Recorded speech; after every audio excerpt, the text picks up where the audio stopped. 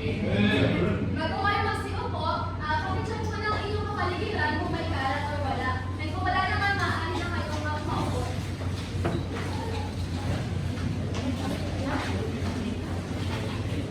Bago tayo magsimula sa ating talakayan, meron kami kung panutunan sa ating klase. Makibasa ang ating panutunan sa klase. Panuntunan sa klase. Maging magalang sa lahat. A. Aktibong makilahok. G.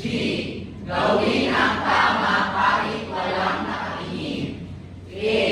Alagaan ang kagamitan at kapaligiran. L. Laging maging handa. I. Igalang ang oras. N. Nagtutulungan sa kapwa. E. Gawin ang pinakamahusay sa lahat ng pagkakataon. Ayan, maraming salamat. Bago tayo tuluyang lumakas sa ating talakayan, meron akong ihandang saglit or maliit na activity lang para sa inyong lahat. Ang may kinamagatan, lihim ng mapa ng kayamanan. Pakibasa ang ating panuto. Panuto. 1. Isipin na kayo ay mga manlalakbay noong panahon ng mga Europeo na naghahanap ng bagong lupain. 2. Sagutin sa mga ang tanong. Bakit ninyo nanaisip marating o sagutin ang bagong lupain? 3. Isulat sa sticky notes o papel ang inyong mga dahilan. 4. Idikit o ilagay ang inyong mga sagot sa ipinakitang mapa sa mundo. 5. Bahagi sa klase ang inyong mga sagot at pakinggan ang kaluluwa. Meron lamang kayo 3 minuto para isulat ang inyong sagot. At pagkatapos ng mga sagot ay pwede nyo nang inikit sa ating mapa ang inyong mga kasagutan. Mamihirap po kayo ng bansa.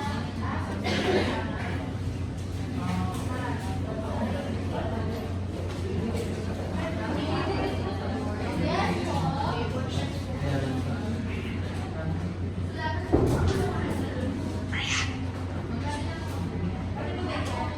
Yung dahilan po, kahit verbal na lang, matatawag na lang po ako. Pipili na lang ako sa mga sticky notes na inyong isinulat. Pwede na. Pwede na po.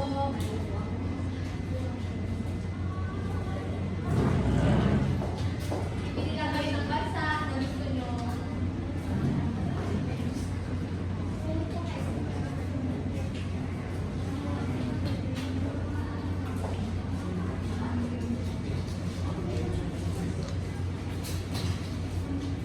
Maaari nyo nang inikip ang inyong mga sagot sa ating mapa.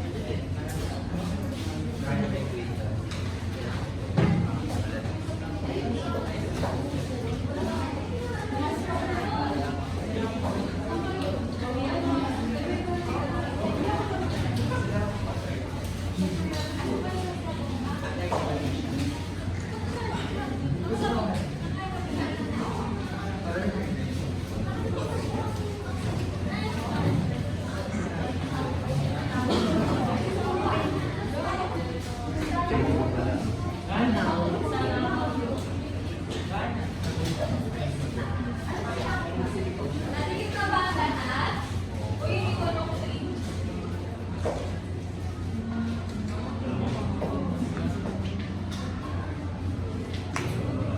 Pipili na ako ng tatlong estudyante na magbibigay ng kanilang kasagutan. Sino ang pumili sa Indonesia? Ako po. Sige nga, maaari mo bang i-share sa akin ang iyong sagot kung bakit Indonesia ang napili mo? Kaya ko napili ang Indonesia dahil sa aming pagkakaalam na ito ay sagana sa mga ito ay sagana na bansa kung saan napapalibutan ito ng anyong tubig at sagana rin sa mineral ang kanilang anyong lupa. Kaya naman sa tingin ko ay magiging maganda ang aking bansa sa Indonesia at magiging maganda po ang buhay ko kung ito sa Salamat. Ang susunod ay ang USA.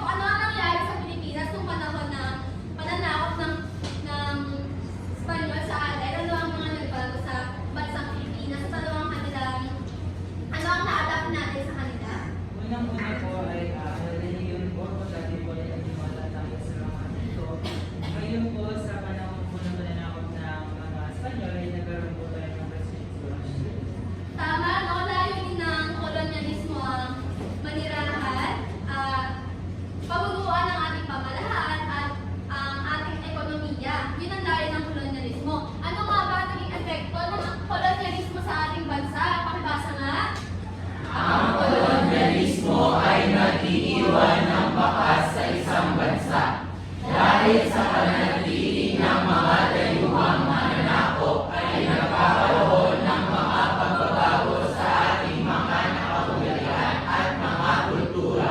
Napapalitan din ito ang ilan sa sistema ng pamumuhay ng mga taong lokal. Yan. Pwede ba magbigay kayo ng halimbawa kung ano ang maiwan na bakas ng Spain sa bansang Pilipinas nung tayo kanilang na kolonya? Ano kaya ang naiwan ng bakas sa atin? At ano yung sistema ng pamumuhay nila na nagaya natin? Eka? Lenguahe po tulad ng cuatro, iba yung spelling pagdating sa Spanish language, C-U-A-R-T-O. Pagdating naman sa Tagalog po, K-W-A-R-T-O. Tama. Noong unang-una din ang lengguwahe ng Espanyol. Marami tayong nagaya. Tulad ng nga sinabi nila, kwarto, banyo, lababo, lahat yun ay nakuha natin nung tayo ay na kolonya ng mga Espanyol. May tanong pa ba sa kolonyalismo? Wala na po. Tumako na lang tayo sa imperialismo. Paano pakibasa natin imperialismo? Ang imperialismo ay isang pamamaraan kung saan ang isang makapangyarihang bansa ay nangingibabaw o kumokontrol sa ibang bansa upang palawakin ang kanilang kapangyarihan at impluensya. Ginagawa ito sa pamamagitan ng pagsakop, pakikialam sa pamahalaan o paggamit ng ekonomiya at kalakalan ng mahihinang bansa para sa sariling kapangkaman.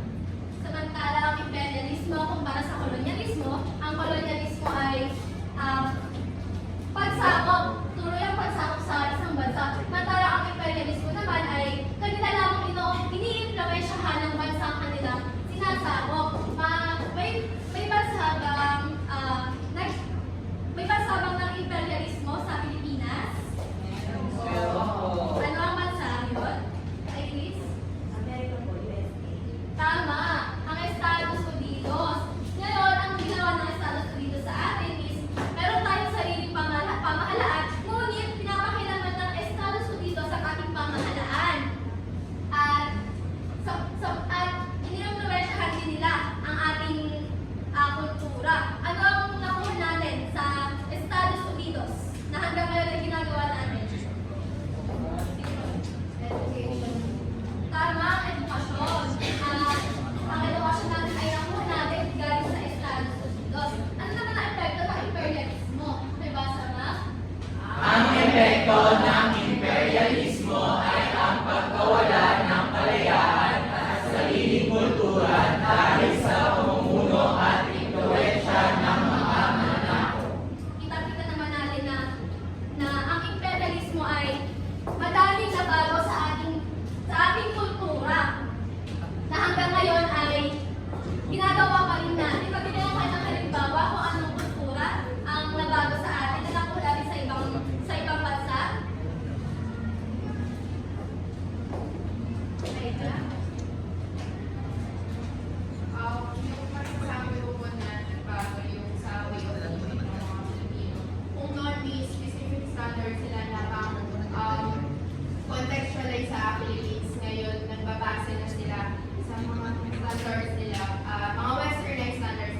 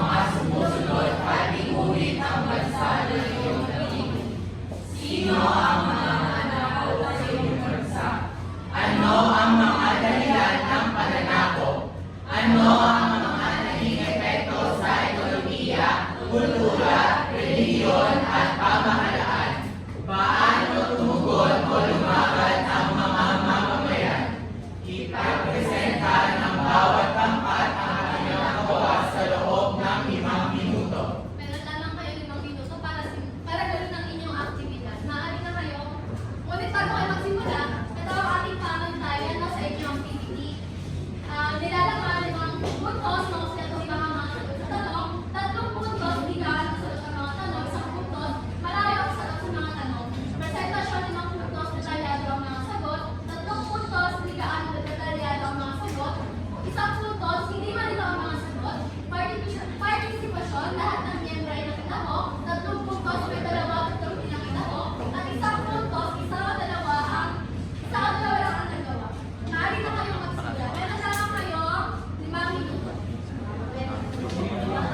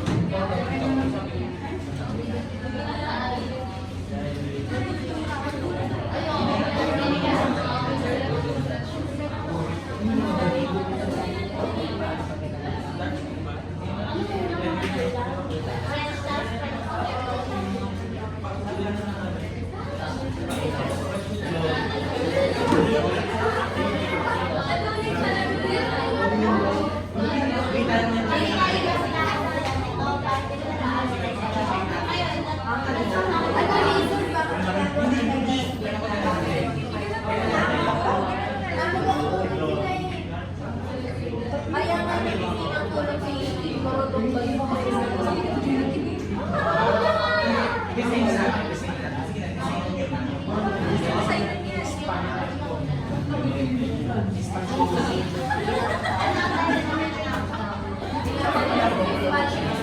Wala ng Algeria, wala ka nang expansion niya sa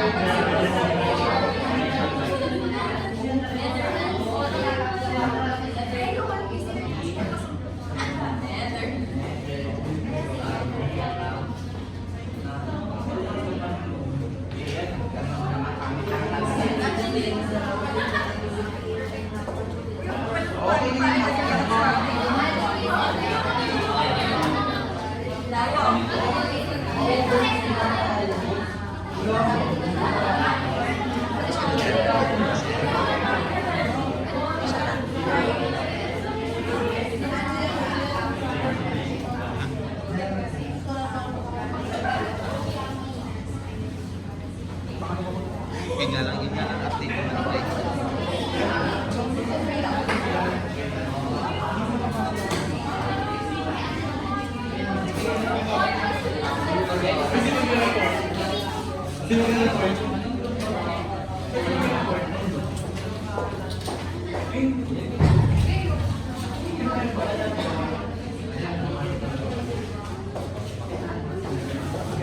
So, base na lang inyong representative para sa ating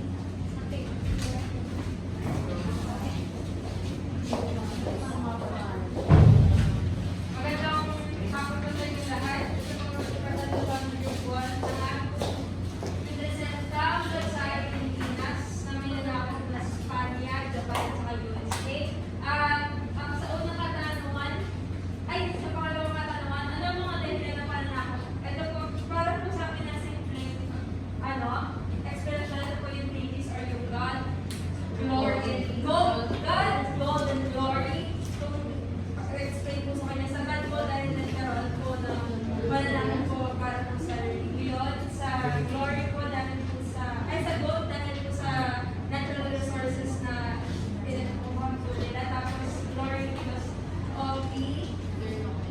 Ayun. Tapos, pagbabago ng Islam, kung noon po ay ang mga Pilipino sa Pilipinas ay naniniwala na meron po tayo anito, yung mga pinaniniwalaan po ng mga Diyos-Diyosan. Pero po, nung dumating po ang mga anak po na iyan ay nagkaroon po ng Christianity. Tapos sa revolution naman po, ayun po yung ginawa nilang pag-aklas para po matundukan o malabanan po yung mananakaw.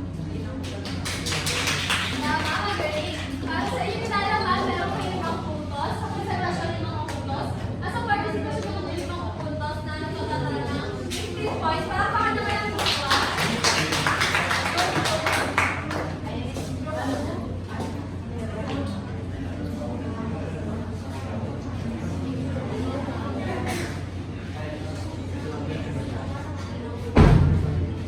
Para naman po sa group 2, ang nabili po namin lugar is sa Asia, sa Southeast, Cambodia, or ang land of Khmer. Ang unang tanong, sino ang nanako po? Meron iba't ibang bansa po, yung time na nag-form pa lang sila ng civilization, yung Vietnam and Thailand, kung pinag-aagawan sila. So after po ng Vietnam and Thailand, humingi sila ng tulong sa France, kaya sila naging French protectorate. Pero yung pagiging protectorate nila hanggang tumatagal, nagiging kolonya na rin sila nun, or parang nasasakop na sila. So next ano ang dahilan ng pananakot? Expansionism. Simula po dito sa Vietnam and Thailand, kasi napapakita na diba ng Vietnam and Thailand, Cambodia. So nag-expand yung mga kingdom namin. That time, kingdom pa ang tawag sa Vietnam and Thailand. Nag-expand sila. So isang Cambodia sa gusto nilang pag-expandan. Tapos, ano ang naging epekto? Siyempre, bumagsak ang monarkiya. Kasi nung time na ang Cambodia ay naging French protectorate sila or merong expansion dito ng Vietnam and Thailand, may monarchy pa ang Cambodia. Ang naliatan nila ng siguro doon sila, yung kauna-una ng Cambodia. Tapos, paano sumunod o lumaban ng mga mamamayan? Ang isa sa natatandaan namin, parang ang nangyari noon, umalis si Norodom sa monarkiya. Kasi ang monarkiya noon, wala nang power. Kaya ang ginawa ni Norodom, humabol siya sa gobyerno. Tapos ulit-ulit doon, pinapakawalan na sila ng France. Ito po. Tama, magaling mo. Para sa inyo, nilalaman na ang mga kanya ng puntos, presentasyon ng mga puntos, class, at participation ng mga puntos, kahit nakakuha ang punto ng 15 points,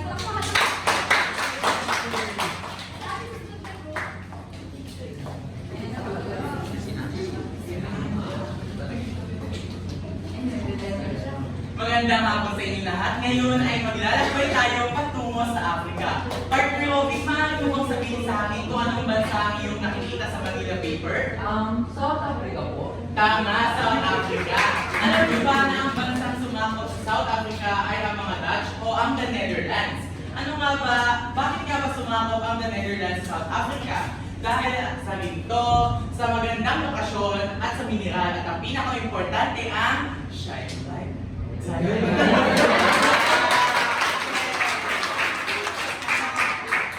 naman sa pangatlong tanong, ano nga ba naging epekto ng pagsakop ng the Netherlands sa South Africa? Para sa ekonomiya, syempre bumaba o bumagsak ang ekonomiya. Sa kultura, maraming pagbabago. Sa pamahalaan, nawala ng kontrol ang South Africa kaya namuno ang the Netherlands sa halos matagal na panahon. Pang-apat, paano nga ba tumugon ang South Africa? Paano sila naging malaya? Ginabitan nila ito ng dahas sa pamamagitan ng digmaan. Yun naman po.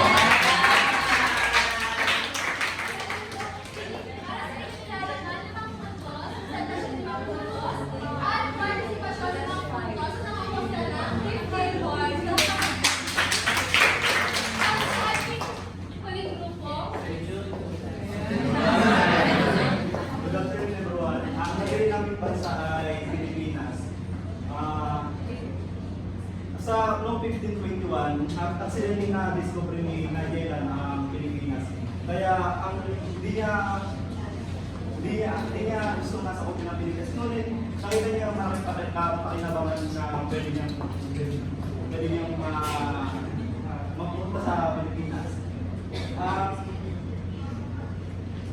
dahilan niya, bakit niya gustong kontrol ang Pilipinas upang mapalawak ang kanilang sinasakupan, palaganamin ng Kristyanismo sa Samoa. Dahil nung naglalakay si Magellan, gusto niya rin palaganamin ang Kristyanismo sa iba't ibang bansa. Paano nagbago ang kultura? Nagbago ang kultura ng Pilipinas dahil sa panangako ng bansa noong mahigit 333 years. Umusbo ang Kristyanismo, naging sibilisado ang pamumuhay ng mga Pilipino.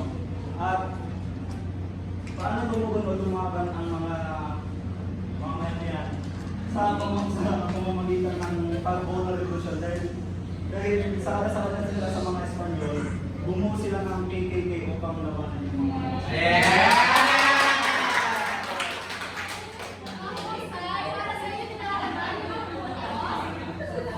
Presentasyon ng puntos, partisipasyon ng puntos, sa kabuhayan ng labing ibang puntos. Palakpakan! Yung ang kulay nga na kayo ay may alam na sa konsepto ng kolonyalismo at imperialismo. Para sa ating susunod na aktibidad, maaari bang pakibasa ang pagluto? Hindi ang base sa pares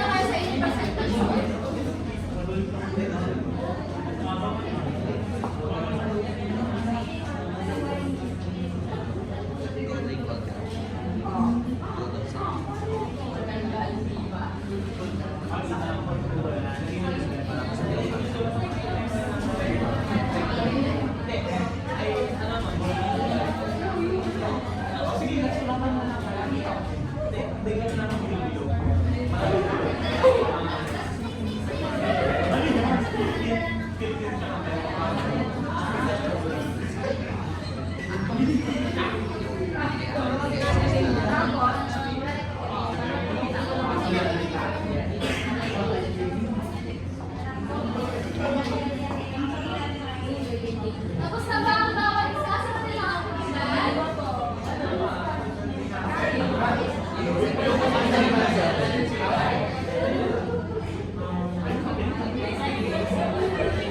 Ganun ba?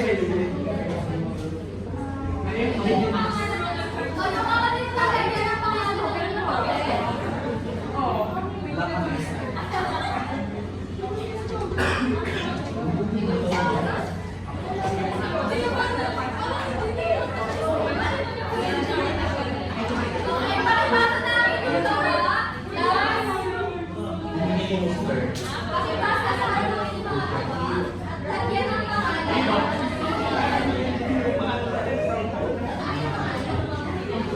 Tapos namin yung oras. Pakipasa sa ano yung mga gawa. At huwag kalimutan lagyan ng pangalan.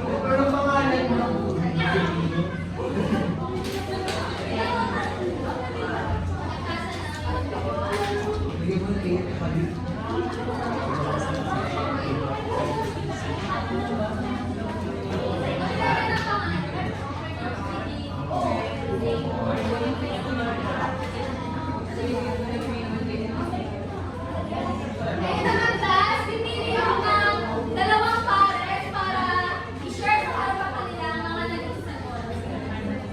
Si Angelica Bantog at si Angie Sabay.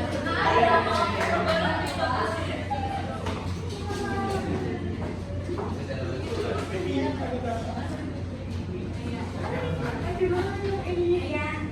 Ang napili po natin yung magbabago sa aspekto ng kolonyalismo sa edukasyon. Meron po tayo mga positibong pangyayari doon. Nagkaroon po ng pagkakataon ng mas pag-aaral ng mga kababayan dahil nung unang panahon po yung mga kanilang kailangan mga nakakapag-aral. Kasi dito rin po ito yung nagkaroon po tayo ng halaman sa lingkod sa Ingles. Ngunit meron din po itong mga negatibong positibo. Dahil nga rin may ganitong epekto. Tulad po ng mga sa exposure na rin po natin. Or yung mga sabi po natin mga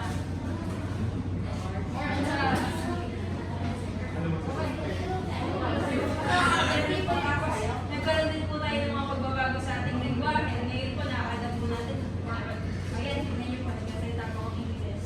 Mas ano po tayo, mas naging fluent na po tayo. Nakalimutan po natin ang pigilan po natin yung kultura at lingwa.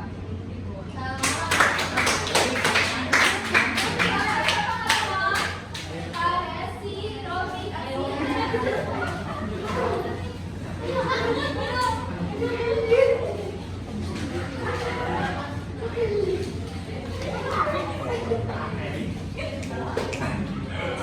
Magandang araw sa inyo lahat. Ito po ang poster namin ng aking partner na si Roby. And pinapakita po dito ang dalawang simbolo lang po. Ang flag na nakahati sa gitna na may flag ng Amerika at flag ng Pilipinas. Kung saan pinapakita dito na sa positibong pagtingin ay mayroong magandang epekto ang impluensya ng Amerika sa atin dahil tinutulungan tayo nito sa ekonomiya natin, sa pang-araw-araw natin buhay at sa seguridad natin. At sa baba naman, at sa epektong pagtingin naman ay nakikita natin na masyado na-overpower ng Amerika ang kapangyarihan ng gobyerno ng Pilipinas. Sa baba naman makikita natin ang white-collared na mga tao at ang isang black-collared na tao. Makikita natin dito sa negatibong paraan dahil may pagkakaisa nga na nakikita ngunit na ilalayo naman ang ating loob mula sa mga black people kung saan nagkaroon nga ng racism, discrimination mula sa kanila at yun ang nagiging epekto din ng kolonyalismo sa pagdaigdigang aspect.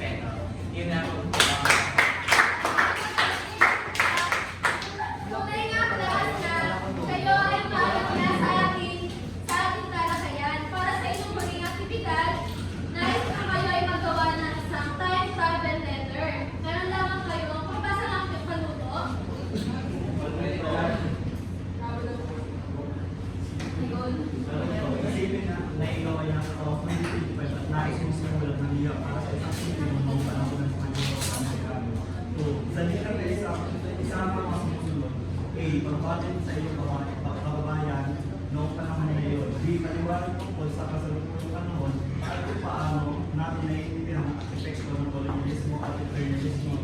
C. Papuri o pasasalamat sa kanilang pagtatapang sa pagpipili at pagkakaisa. D. Payo o mensahe tungkol sa pagpapahalaga ng karayaan, kultura at kapatanan. D. Gumamit ng magalang at malinong salita. 4. Sulat ang iyong liham sa isang pahina at lagyan ng petsa mula sa tweet sa